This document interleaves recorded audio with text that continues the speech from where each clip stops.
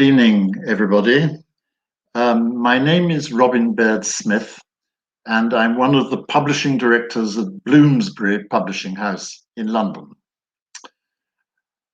We are here to mark and celebrate, indeed, the publication of a new book by Dr. Rowan Williams called Looking East in Winter, which I would describe as a theological and spiritual blast of fresh air. When I was asked some weeks ago to introduce this event, I hesitated a nanosecond before I accepted. After all, here were two outstanding writers, theologians, and authors of books on spirituality. But moreover, they are authors who are, completely by chance, both published by Bloomsbury, the publishing house of which I am a humble and obedient servant. Yes, we do publish great books, quite apart from Harry Potter. Dr. Williams was formerly the Archbishop of Canterbury and Master subsequently of Magdalen College, Cambridge, from which he is now retired. Bishop Varden is the Roman Catholic Bishop of Trondheim in Norway, and he was formerly the abbot of Mount St. Bernard's Cistercian monastery in Leicestershire in England. To bring Dr. Williams and Bishop Varden together is a miracle of modern technology, for Bishop Varden is in Denmark at the moment, and Dr. Williams is in Cardiff in Wales. Most of my best authors come from recommendation. In my early 20s, as I started my publishing career, I received a phone call from an Oxford Don called Donald Alchin, whom I'm delighted to see Dr. Williams has acknowledged in the book. He told me that he had an exceptionally bright PhD student whom I should sign up immediately. So I did. And the name of this young student was Rowan Williams. The Wound of Knowledge, the first book that I published, is still in print after all these years. Similarly, I had a call a few years back from a Benedictine monk telling me that I should sign up the abbot of Mount St. Bernard's Cistercian Abbey in Leicestershire. So I did, and his name was Erik Varden. His first book was called The Shattering of Loneliness, and it has been both a critical and commercial success, and we have 2 more books under contract from him. My cup overflows. But this evening, we are here to mark the publication of Dr. Williams's book, Looking East in Winter. A conversation between these 2 authors will now follow, and I will not butt in or interfere in any way. But afterwards, do please ask any questions of either author as you wish. But I will bring this event gently to a conclusion when the allotted hour is over. So I hand over now to these 2 wonderful speakers. Thank you very much, Robin, for that most generous and gracious introduction. And I'm delighted, Rowan, to be meeting you for this conversation. I read your book with joy, and it's been wonderful to find so many revered and to me very dear authorities expanded with such lucidity and such learning. I consider your book a kind of trailblazer, and in that capacity of trailblazer, I've enjoyed your company for many years. As someone who dabbles in the study of Eastern Christianity, I found pretty systematically that whenever I've entered new territory, you've been there first, usually leaving a flag. My favorite occurrence was once when I was sitting in the library of the Oriental Institute in Rome, calling up a book by Christos Yanaras, to find that you'd written a learned article about it while it was still an unpublished thesis. You do have an uncanny ability to pick up statements of significance and to say something intelligent about them before most other people even realize they've been made. And so, as a way into this conversation, I'd like to ask and set off with two questions. The first is an example of that brazen curiosity that the fathers despised. But it has been on my mind for some time, and I do wonder, do you ever sleep or do you just read? And the second question, slightly more significant, given the importance of the Eastern Christian inspiration in your own extraordinary theological oeuvre, what was it that first caused your turning towards the East from Welsh winter, which I know from experience can be quite austere? Thank you so much, Erik. And may I just say it's a real privilege to be able to share this time with you and to meet you virtually like this. Your first question, the answer is simple. I do sleep, and average hours. I'm not one of those people who gets by on 4 hours a night. But I suppose I've always been in the habit, because of doing a lot of theology around other things, of just grabbing whatever moments are available. And reading when I can. So yes, I guess it's just that habit of making the most of the unforgiving moment, as the poet says. But yes, what first prompted this? Well, it's a couple of things, really. One quite important factor when I was a teenager was an interest in Russia, in Russian art, Russian literature, Russian music, and I'm not quite sure where that came from, but it had something to do with Russian films as well. Mm-hmm.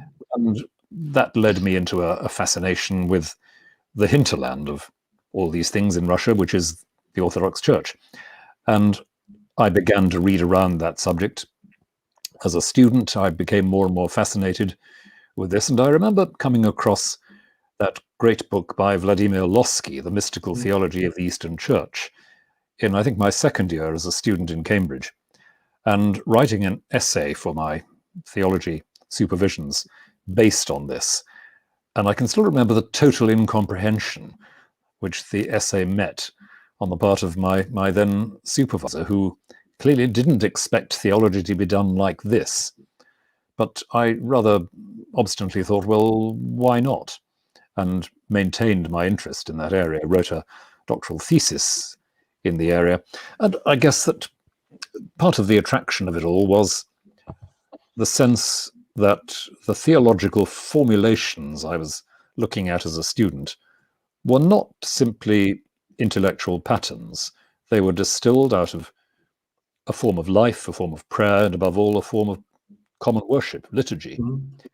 And that deep sense of continuity between the liturgical life, the life of personal prayer and the attempt to be aligned with the presence of God, and the theological reflection that goes with it. The continuity was what struck me, and still does.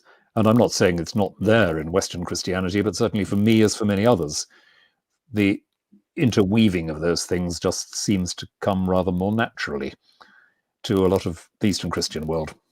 Yes, and you convey that wonderfully.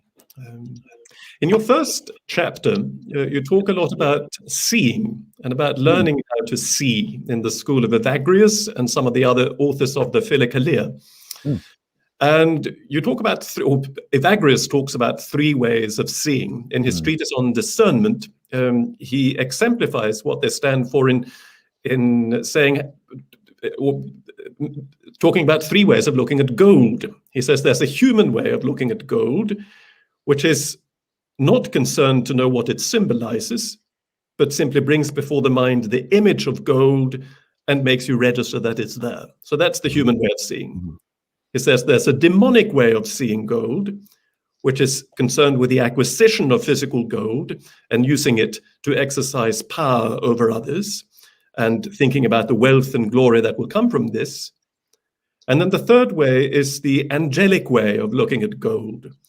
The angelic thought, he says, is concerned with the true nature of things and with searching out their spiritual essences. Why was gold created and scattered like sand in the lower regions of the earth? How, when found, is it washed in water and committed to the fire?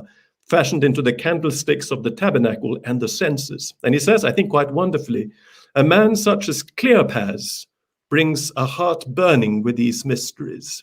So seeing the way the angels do makes our heart burn. In your book, and in talking about these ways of seeing, you say, and it's a tremendous statement, that to perceive the world rightly is to recognize it as a system of mutual gift and of enlightenment. And you say that passion-free eros is the desire that the other be itself. And then that what needs to be overcome in human perception is the alliance of perception, whether bodily or mental, with self-interest. Now, these aren't spontaneous responses in the age of TikTok and the Instagram. How do we learn to see in this way? And what in that process of learning is the interrelationship between ascesis and perception, with the ethical, if you like, and the intellectual? I'd be fascinated to hear what you have to say about that.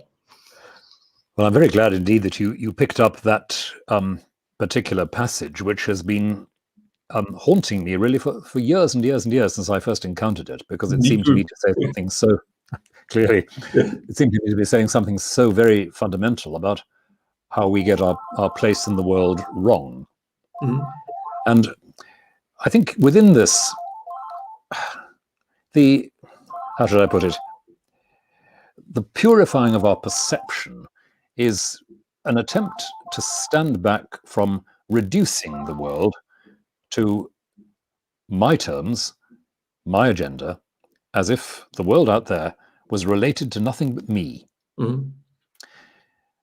Now, when I really see something as it is, I see it as related not just to me, but to its own environment, as part of an ecology, as you might say, and of course as related to God, as made by and loved by God. And that sense that what I look at and who I look at always belongs in an environment that's not just about me. That's what I think the angelic seeing is about, because it also allows us to see the importance of symbolic connection, as Evagrius says. The things we see open out onto relationships and meanings that we couldn't really have expected. And the surprise of metaphor, the surprise of poetry, that's part of seeing as well. Now, I related that, rightly or wrongly in my mind, to some of the things that some philosophers say about ethics having more to do with seeing than with willing. You know, we tend to inherit a view of morality, which is about the will. This is what I choose. This is what's right to choose. This is, this is the behavior that we award good marks to. And there's a sort of counter strand of moral philosophy, especially associated with the Platonic tradition, and given vivid expression, of course, in the novels and the writings of Iris Murdoch in the 20th century, a counter tradition which says you can't even begin to get anywhere with ethics unless you learn to be silent and to look first, to let what is before you be what it is. Only then, when you've stopped thinking about how it's useful for me and how it relates to me, only then can you actually act with generosity, with truthfulness, compassion, and so forth. And part of that is a matter of simply slowing down, becoming more self-aware, asking, in what particular ways am I trying to make this situation serve me? In what particular ways am I trying to make this person or this thing serve me? And can I just shut up for a moment and step back and say, but it lives quite independently of me. And I only relate to it ethically when I let it live. Yes. Otherwise, I kill it, I consume it. I find it wonderful the way you relate that way of seeing to the contemplative life and to contemplative seeing. And I have a bit of a vested interest in this, being a member of an institute which, according to its constitutions, is wholly ordered to contemplation.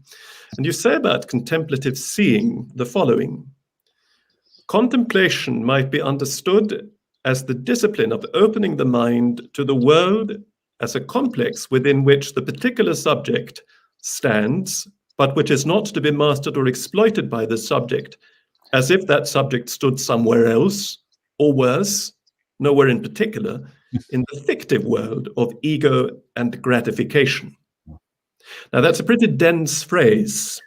There's a mention here of, no, it's wonderful, of participation, if I understand correctly, even of communion between the seer and the seen.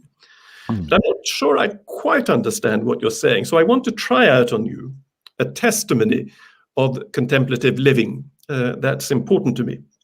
It's from a letter by a Carthusian monk called Jean-Baptiste Porillon, written to his sister from his monastery of La Val-Sainte in the Swiss Alps, about looking out of his window. And he says this: I ascertained the riches contained in a single perspective, the outline of a mountain, say, with its pine trees in the golden glory of May, in the mists of October or whenever. We must become the mirror of this beauty and its echo. It always reveals something new, yet every time it says it all. I do wonder whether travel is worth the bother.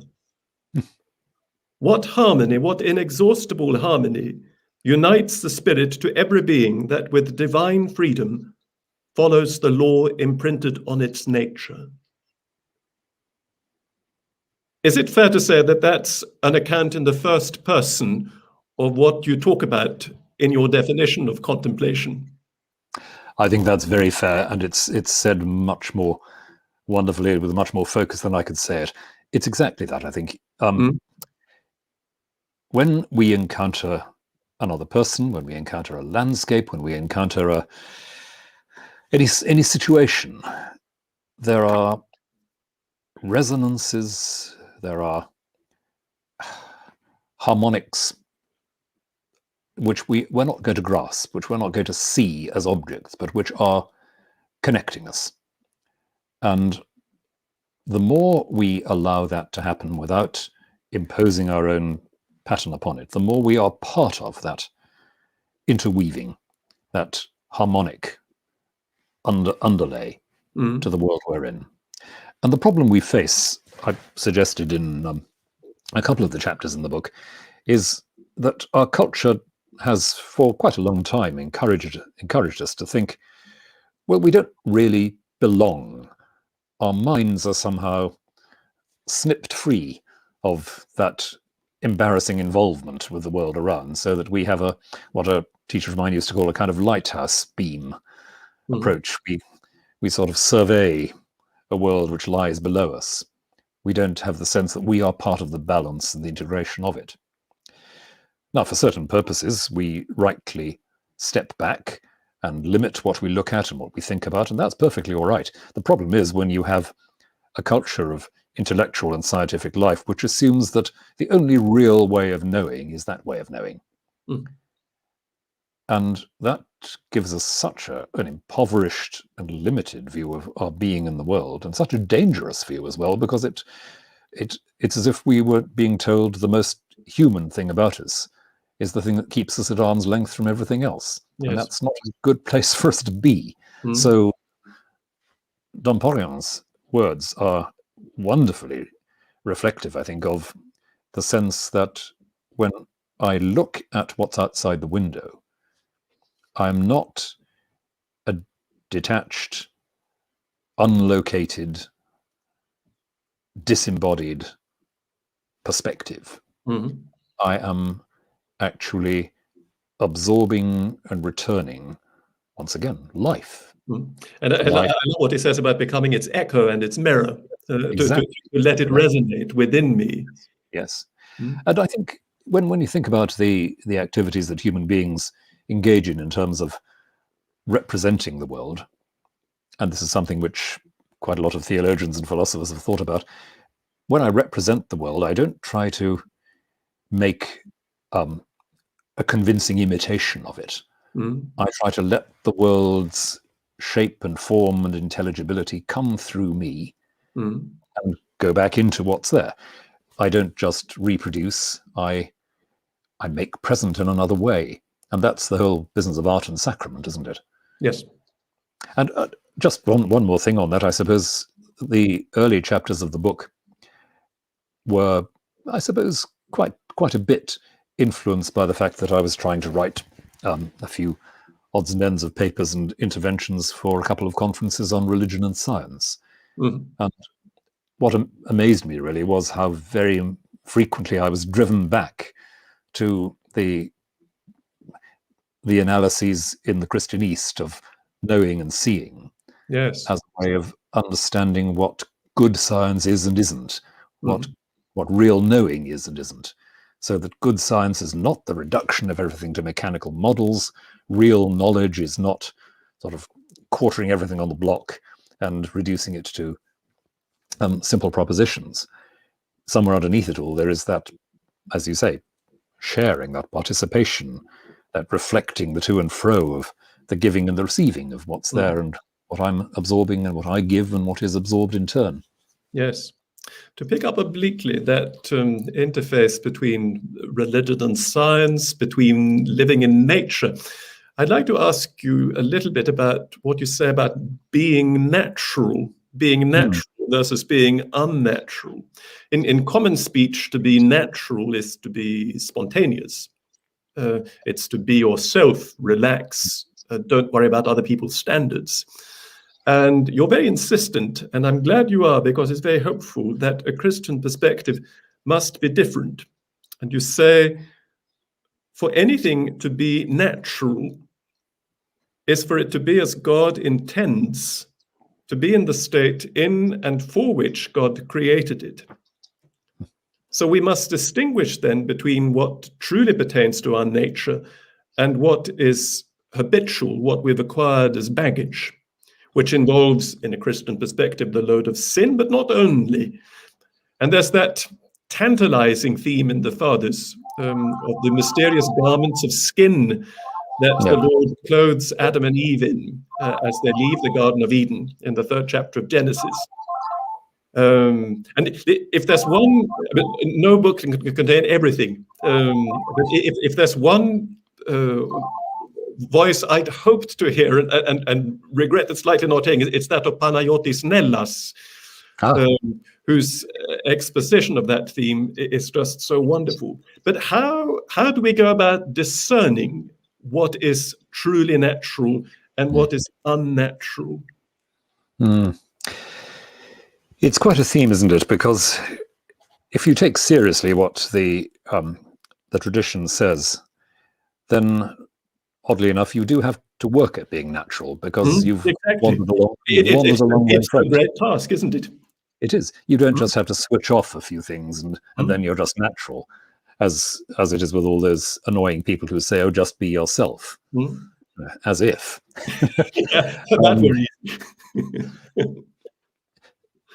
And you do need then some sense of the natural as, again, being in apt or just or fitting relationship with what's around. And that means being natural involves recognizing interdependence, that you're receiving your life, not just making it up. And ultimately, for a Christian, I think that comes down to understanding that to be natural is to be a creature, that is, to be gratefully aware that your very being comes from the hand and the heart of a generous God. And that word grateful is key, isn't it? That to be natural is to be able to say thank you. To be natural is to be able to say thank you. That's a very good way of putting it, I think. And at the very heart of the divine life, we believe, there is the giving of the Father and the receiving and responding of the Son, and the sharing of the Spirit. It's not as though to reflect the divine life, we have to be somehow detached, independent, all-powerful, or whatever. On the contrary, to reflect the divine life is to be immersed in that exchange of generosity and gratitude. So to ask, am I being natural? Which is a doomed question at the best of times, really. But to try and deal with such a notion is, I think, what should I say? It's to ask, am I putting my own independence, my own autonomy, my own self-contained life in a privileged position? Or am I happily accepting that I belong, that I have, yes, I have the gift of gratefully receiving, and yes, I have the freedom to give in turn and to nurture life as well as to be nurtured? Is that the world I inhabit, or is it that rather bleaker world in which the main priority is keeping myself safe? So that's the elusive thing, and that's the thing, of course, we don't ever solve by thinking about it. Exactly.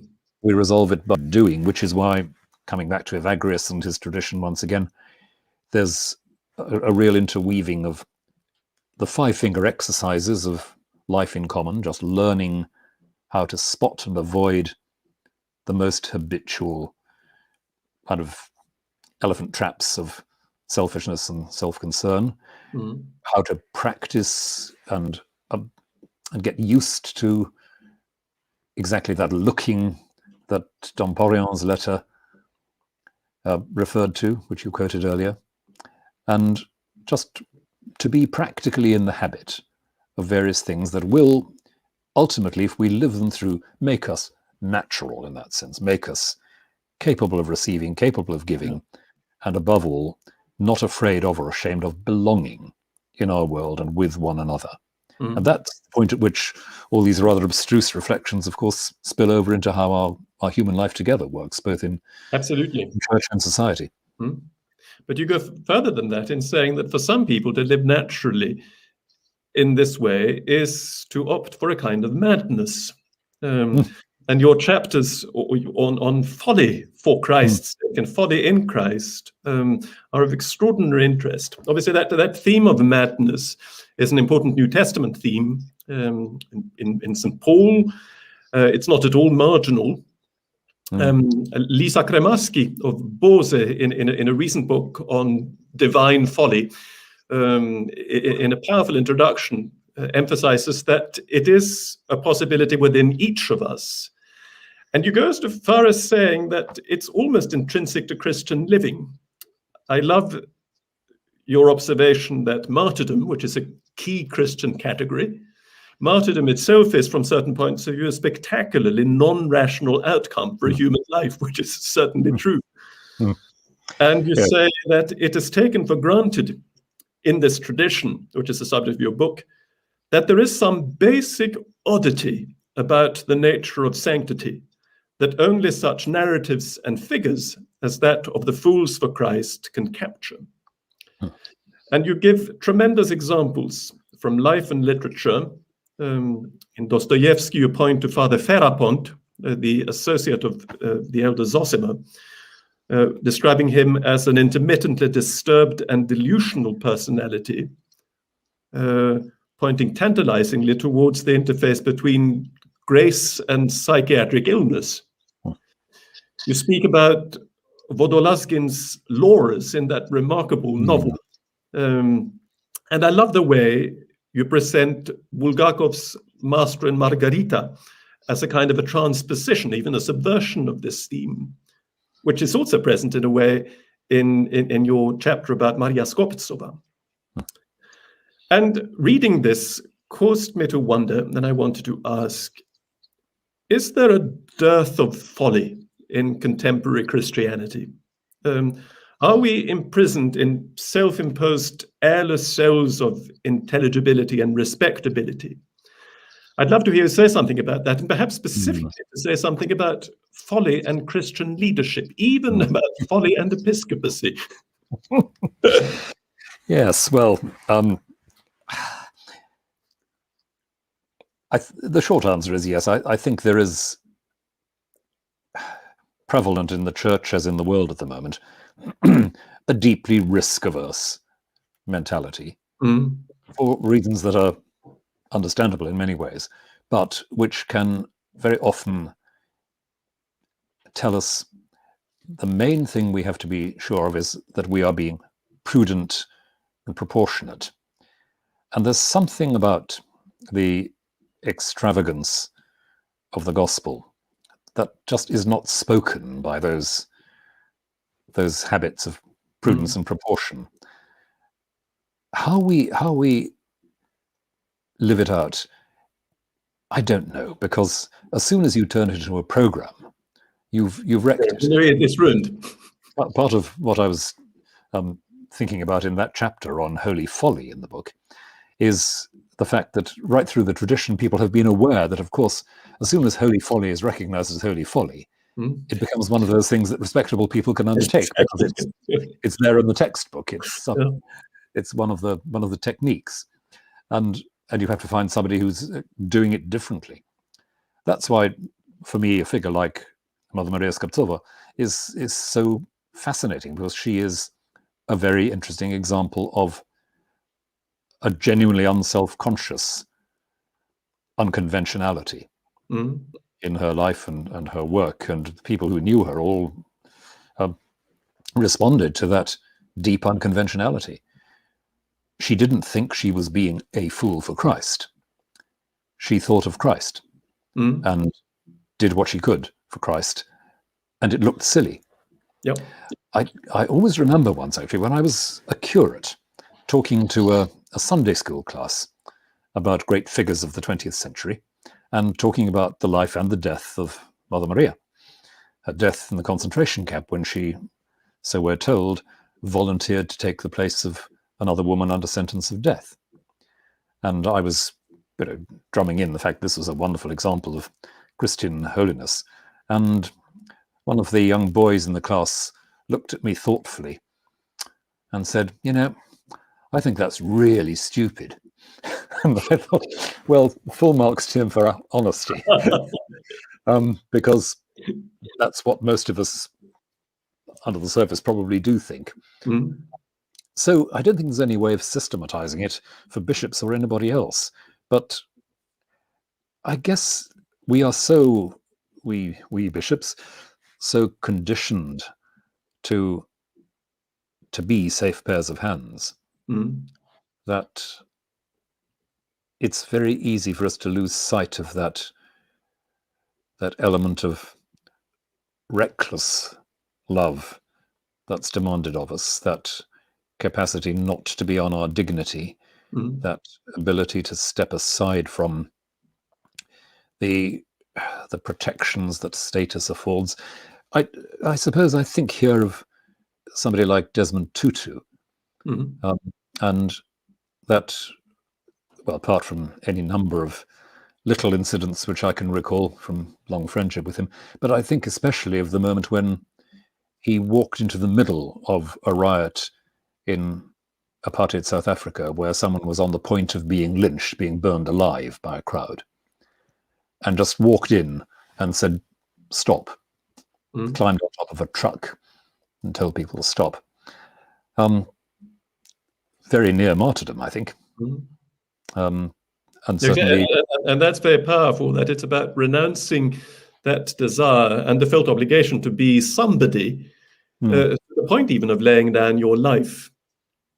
And yes. You say, I think it's with regard to Laura's, you say ultimately his holy folly is one way of discerning a secure identity, an identity that can be possessed and defended. And you say a bit later that the person who exhibits holy folly is the one who embraces, or at least endures in spiritual freedom, the identities that others create for them. And then a question arises in my mind, which is slightly tangential, but it concerns an author that I know is dear to both of us. And I've sometimes wondered whether Marilyn Robinson's Jack would have the makings potentially of a holy fool. I think he most emphatically would. Yes, he's somebody who accepts his marginal, disreputable status. He's somebody who is able to say to the more conventionally pious characters what they could never say for themselves. And he's somebody who, with a kind of deep instinctive humility, doesn't expect to be taken seriously, listened to, obeyed or anything, but just follows that profound instinct which again and again seems to lead him almost like a magnet towards compassion and patience and a kind of abiding in the situation with others. He's not a saint. He's not a flawless figure. He's done deep damage to other people, and he knows that. Rather like Loris in the novel we were talking about. But nonetheless, his homing instinct for compassion, his homing instinct for being honest and exposed to the world as it is, doesn't fade. I think he's a very interesting example, yes, indeed, of kind of holy folly. And someone who is immediately perceived by others as someone who obviously has a soul. Yes, it's a big theme, isn't it, in the fourth of Marilyn's sequence, Jack, that the soul is that which doesn't disappear with failure or confusion or whatever. It's that sense of what is simply given in a person when you recognize and that radiates. Yes, you recognize that utter there-ness of another person, and that's a recognition of the soul. Yeah. On that theme of light, you speak in one of your chapters about Sophronis Sakharov, the biographer of Saint Silouan and the founder of the monastery of Tolerant Knights in Essex, and the painter and an artist of distinction. And you say that he speaks in his teaching of the potential human beings have to be not only a created hypostasis, but a universal center. That is a place where the boundaryless action of God occurs. The eternal I am is now uttered in the creaturely I.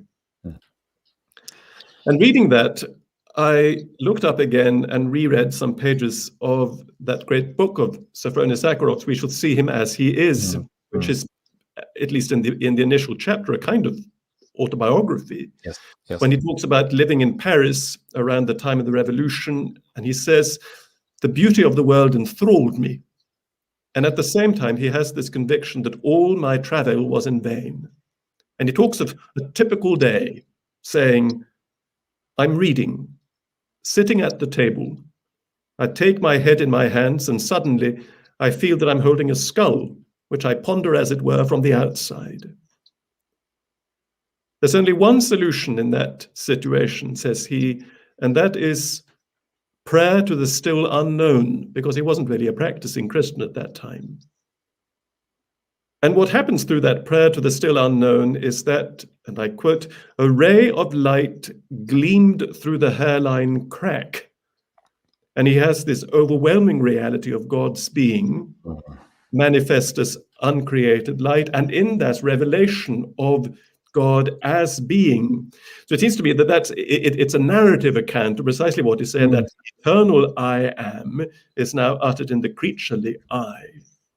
Now, by definition, a created vessel just can't contain the uncreated. So what happens theologically and experientially when the eternal I am is uttered in the creaturely I?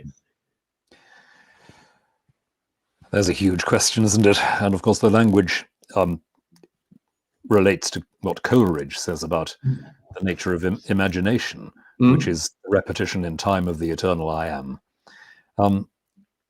I think something like this is what's happening. There is a moment in our relation with the world around, whether as people engage in ordinary human encounters or perhaps engage in artistic creation or maybe even in scientific discovery, when there is simply a sense of not having to struggle to be on top of a situation, where something wells up in the perceiving and speaking self, which is more than just the marking out of my territory. And because of that sense of not having to be on top of the situation, what we were talking about earlier, the harmonics, the resonance between what's there and what's within, becomes much more tangible, much more vivid. And when I recognize a moment like that, when I don't have to struggle, I don't have to be anxious to be on top of this situation, that's a moment when implicitly I'm saying, I know I am in the hand of God. Mm. I know that I exist because God chooses that I exist. I don't have to justify that. I don't have to sustain that.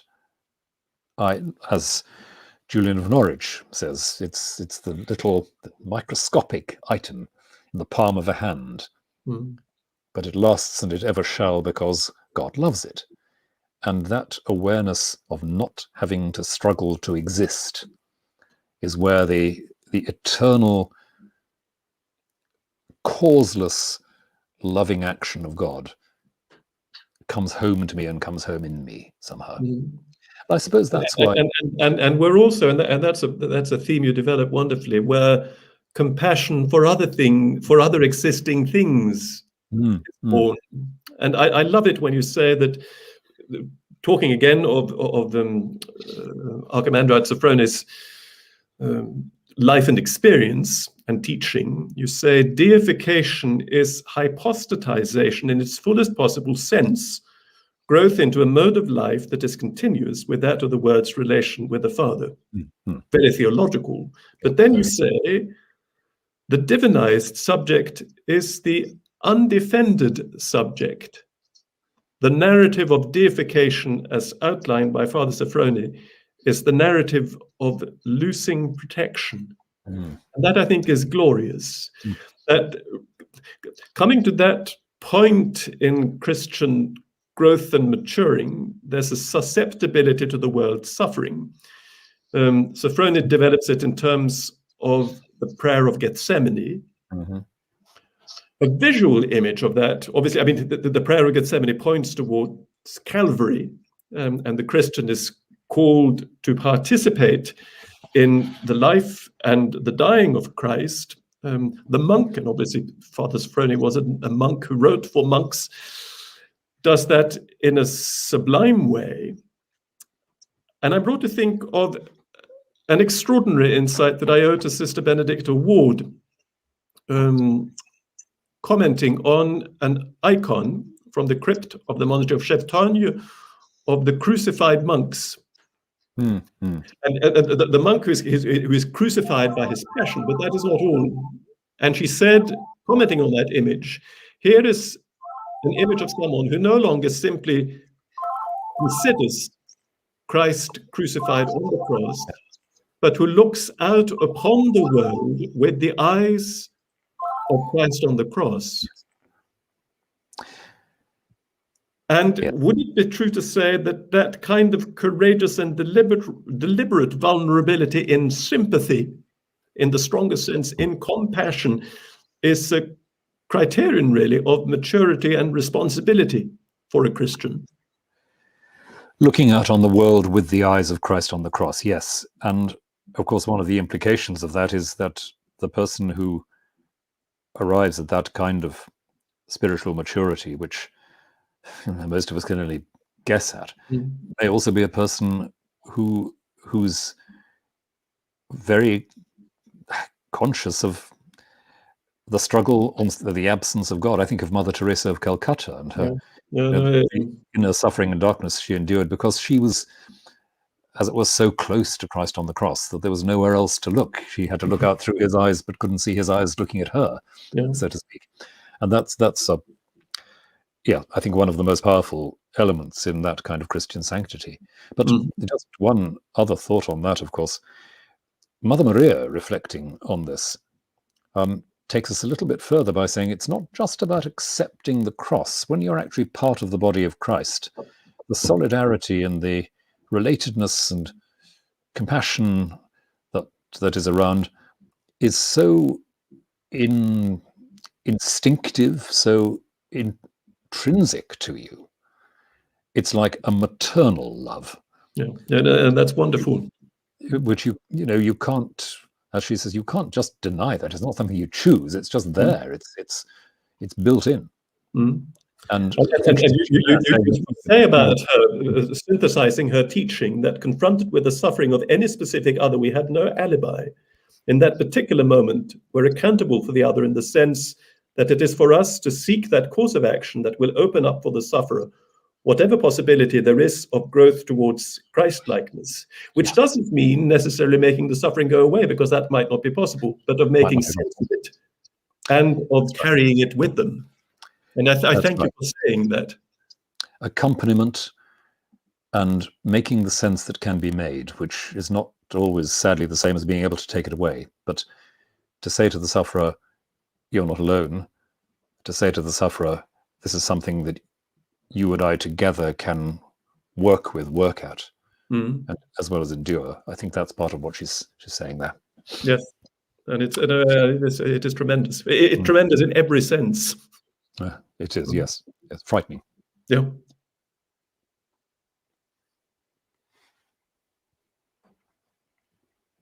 We have a little time for questions, and I am waiting for them to come up on my screen.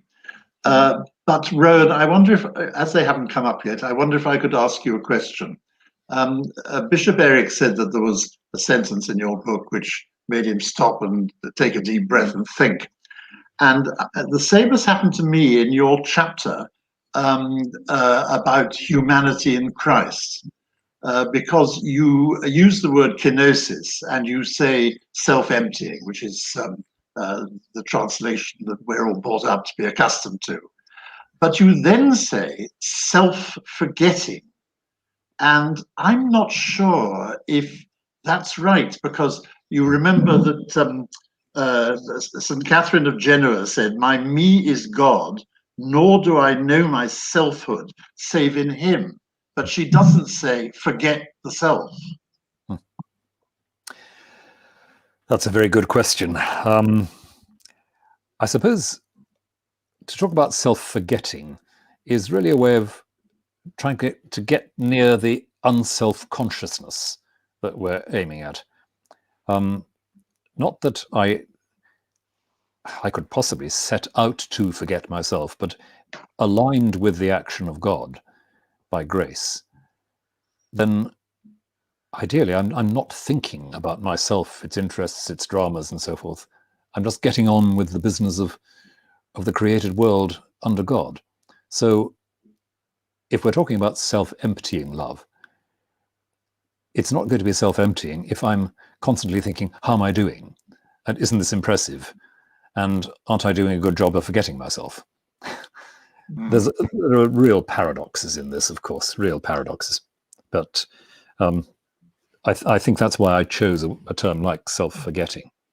But I suppose you could also say, couldn't you, that it's about the Pauline paradox, that it's no longer I who live, but Christ who lives in me, which is which isn't to say that I cease to live, but that the center of my living and my consciousness even is no longer I. That's right. Yes, it's almost impossible to talk about this in abstract and third-person terms, but I guess what St. Paul is after in using that language is, I'm not looking for something that exalts, enhances, elevates my particularity in itself. I'm looking for a way in which this particular place in creation may become a channel through which God can be glorified. And it doesn't stop me being me or being aware of myself. Good. Well, listen, we have some interesting questions here. There is a gentleman who's written in who has the wonderful name Guido Dotti, D-O-T-T-I. Hello, Guido. Hello, Guido. we both know Guido. Do you? Right. Well, he says, can we define Christian contemplation as trying to look at everything and every person with God's eyes as Christ sees them? Good question. I think the short answer is that is, yes, certainly, the base of understanding how contemplation becomes a habit, the theoria in Greek, the seeing, literally the contemplation that we pray to be led into, is to see things without that lust for possession and use and exploitation, which normally so distorts things. But I noticed another question coming in from Rebecca, who asked about the definition of contemplation in terms of the active and the passive. And she quotes John of the Cross saying, contemplation is nothing else than the secret, peaceful and loving inflow of God into the soul. And that is entirely right, I think. We're not here talking about something that we achieve, or rather we're talking about the paradox that we work quite hard to stop ourselves thinking about achievement all the time and let that secret, peaceful and loving inflow take place, so that, in the words I used a moment ago, where I am, the space I occupy, becomes not as a space where I am busily at work being holy. It becomes a place where God is being God. And that means that all the things that make me feel good about myself are sort of neither here nor there, really. I just allow that to happen. And in that, discover, by God's grace, a freedom in looking at others in the world of the kind that Guido talks about. Mm. Yeah, that in terms of the active and the passive, that obviously to be passive in spiritual and mystical sense, it's not a matter of not doing anything, but in fact it's the very active process of consenting to that vulnerability that we were talking about earlier on, because being subject to the inflow of God is itself a process of making oneself extremely vulnerable. And yet there is the active looking out upon the world, as you were saying earlier on, as given. And there I love the stress you place on the category of gratitude. That's almost a kind of an authenticating mark of contemplation, whether or not I look upon what surrounds me and the people who surround me with gratitude. Another question, this is really for you, Rowan. Concerning your chapter on tradition, whatever has happened to tradition in the West when people are so busy condemning colonialism, imperialism, and tearing down statues, even in Canterbury Cathedral? How do you view this in the West, in the secular and religious spheres? I mean, is tradition still? Yeah. Yes. Well, I'm not sure that anyone's actually been tearing down statues in Canterbury Cathedral that I've noticed, but I take the point. I think there's a real complexity here, isn't there? At best, people who are asking for the curriculum to be decolonized and that sort of thing are saying, not we ought to be obliterating the past, but we ought to be recognizing those bits of the past that we're not very happy looking at, the bits that are a bit murky, the bits that ought to make us feel guilty. In other words, we're recognizing that the human past is a very mixed bag. And tradition is not simply a matter of continuing to recycle a version of the past that makes us feel good about ourselves. Tradition is a matter of distilling from the whole life of the community we receive what it is that is genuinely life-giving and enhancing and truthful. So we're in the middle at the moment of a very difficult period in our cultural life where we are being pressed to recognize a lot of not very pleasant bits of our history. And my inclination about that is to say, well, get used to it. These things happened. There is wickedness and misery in the past as well as triumph and achievement. And that, that's the human world we're in. Don't lie about it. And that's why it needs to be redeemed. That's why it needs to be redeemed, yes.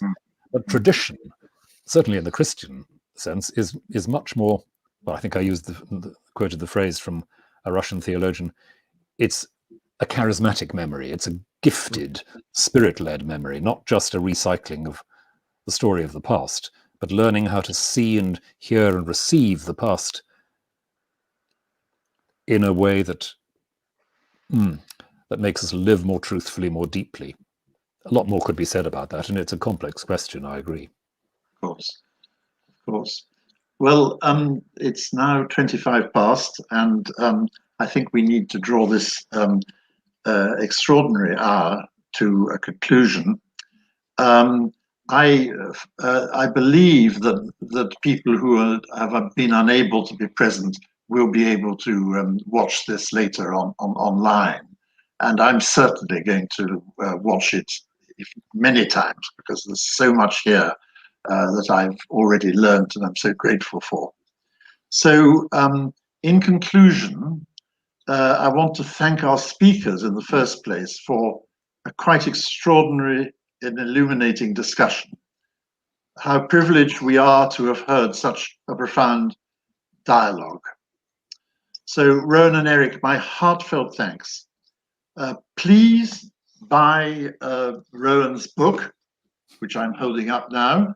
And if you have any spare pennies, you should also buy Bishop Erik's book, which is called The Shattering of Loneliness. It's really important for us publishers to say thank you also to the wonderful Church House Bookshop, amazing people. I want you to know, Church House Bookshop, that Bloomsbury loves you. And we thank you for all the cooperation you have given us over the years. And I would like to thank especially Aude Pasquier and Frank Nugent, and also, of course, our brilliant technicians this evening, Sally and Michael, who have made this possible and have been so efficient and courteous in dealing with us. So this brings the event to the end, but I say again, please buy the book, buy lots of copies. It's worth every penny, but then I would say that, wouldn't I? Thank you so much, everybody, and thank you for all the people who have attended and been with us. It's great. Thank you. Thank you very much. Thank you, Robin.